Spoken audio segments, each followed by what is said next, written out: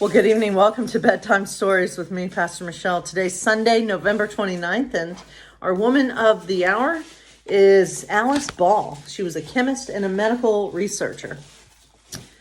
Both Alice's mom and grandfather were photographers. As a child, she developed an interest in the chemicals used in photography.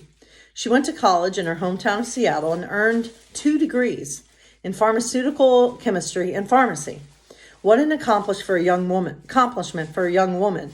At the time, most of the African American population in the city was employed in service professions, cleaning homes or making food, for example. But Alice defied expectations and her circumstances by seeking an education and a career in science.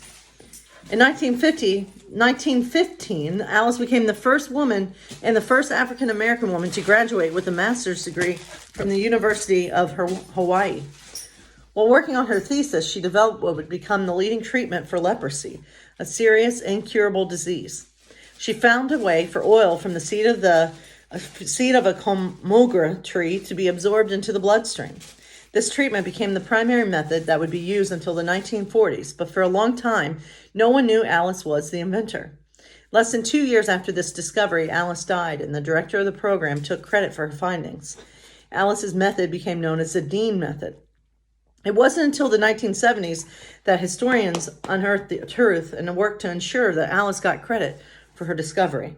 On February 29, 2000, the University of Hawaii recognized her for her work and even dedicated a plaque to her on the only komogra tree on the school's campus. That day, the Lieutenant Governor of Hawaii declared February 29th Alice Ball Day.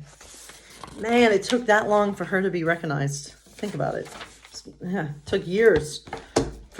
Even after she was dead, they didn't recognize, it wasn't until after she was dead that she was recognized. But good for her, good for her and what she did for us.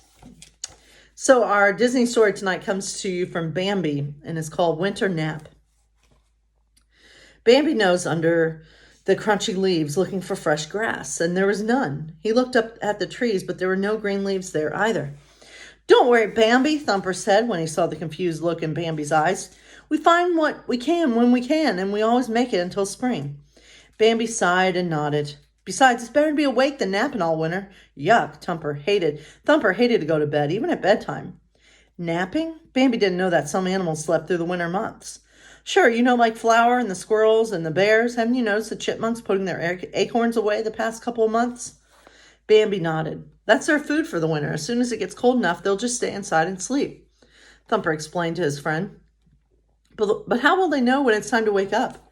Thumper tapped his foot. It was a good question since he had never slept through the winter. He wasn't sure of the answer. "Let's go ask Flower." And so the two friends headed for the young skunk's den. "Flower, you sleep all winter, right? Thumper asked. "It's called hibernation," Flower said, and yawned a big yawn. "Bambi wants to know who wakes you up in the spring." "You'll be back, won't you, Flower?" Bambi asked worriedly. The little skunk giggled. That's I don't know what that laugh was. Kind of creepy, huh?